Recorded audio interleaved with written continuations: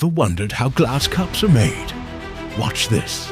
Molten glass glowing at 1200 degrees Celsius. A precise puff of air shapes each cup perfectly in seconds. Drops into spinning molds. Fun fact, tempered glass cups can be up to 5x stronger than regular glass.